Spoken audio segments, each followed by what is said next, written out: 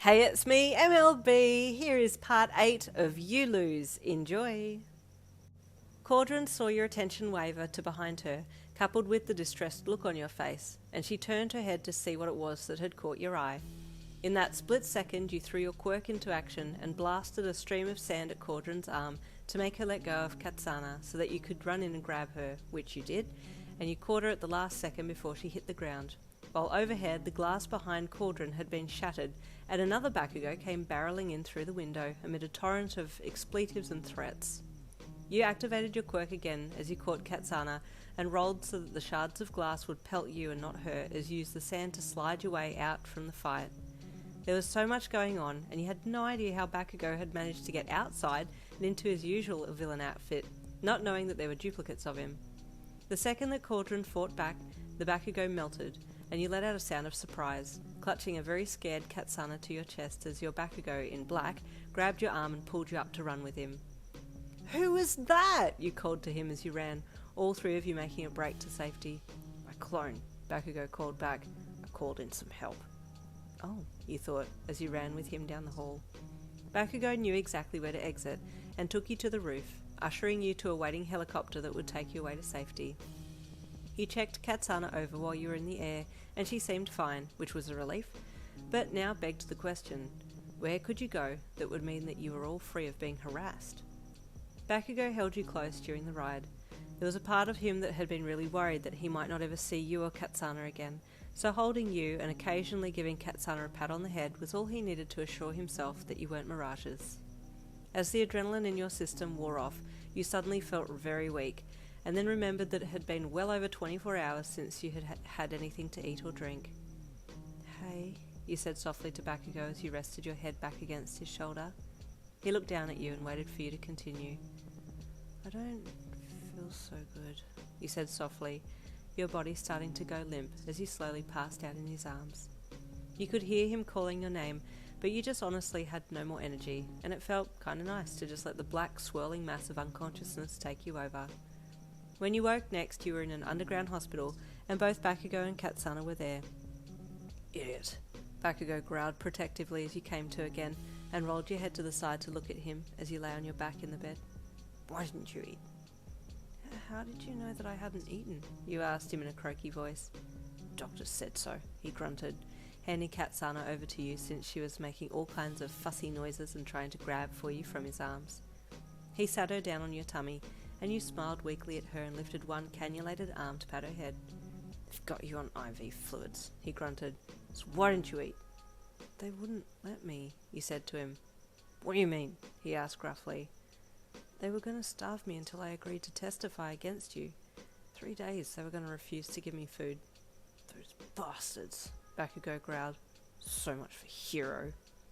"I know, and it makes me sick that I used to be on their side. Had I known they were doing such underhanded things." Your blood boiled, stopping you from continuing that sentence. Bakugou scowled and looked away, his mind already working out a revenge plan for their treatment of you. "I want to go back into study," you said suddenly. He looked at you. "What do you mean?" "I want to study. I want to become a lawyer," you said firmly. His eyes searched yours. "Why?" he asked. "So I can be a lawyer for people like us. Supposed villains that are being ill-treated and exploited like I was. They kidnapped our baby girl and refused to give me the basics to sustain human life. That's illegal.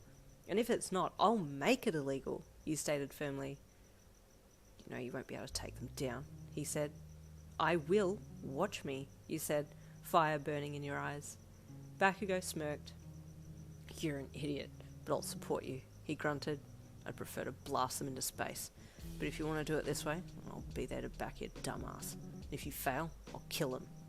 "Katsuki, I don't think that's how it works," you chuckled with a sweat-dropped look. You were in hospital for 3 days, and then they let you go. Bakugou had organised new names for you all, and you had to have your hair cut and colour changed so that you could be disguised, and then you set about becoming a lawyer for villains.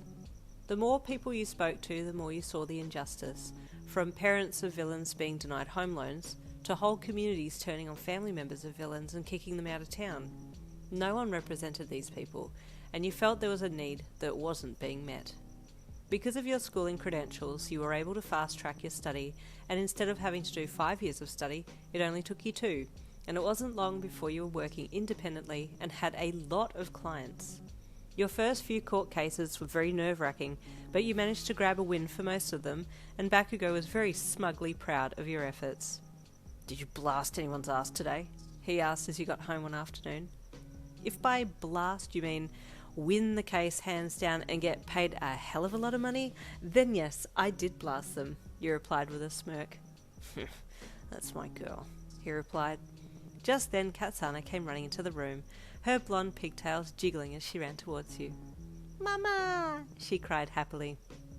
"Hey baby!" you greeted her happily, picking her up and swinging her around. "Let's go for dinner," you said to Bakugou. "It's been ages since we went out anywhere." He scowled a little, looking uneasy, but the begging in your eyes convinced him that maybe it would be okay. "Fine," he grunted. "Thank you, Daddy," you said in a sultry voice. "I'll be sure to thank you later tonight for taking us out." You walked over with Katsana on your hip and bent to give him a kiss on the cheek. "You need to put a down payment for tonight," he leered. "How about right now?" He grabbed your arm and let his alpha vibes wash over you. "Now, Daddy, we can't do anything at this moment. We have this little miss here." You tickled her tummy and she giggled, breaking Bakugou's concentration for a second. "Fine," he said as he stood up. "Let's go." Ah, what a peaceful ending. Or is it? Got 2 chapters to go. See you tomorrow for chapter 9.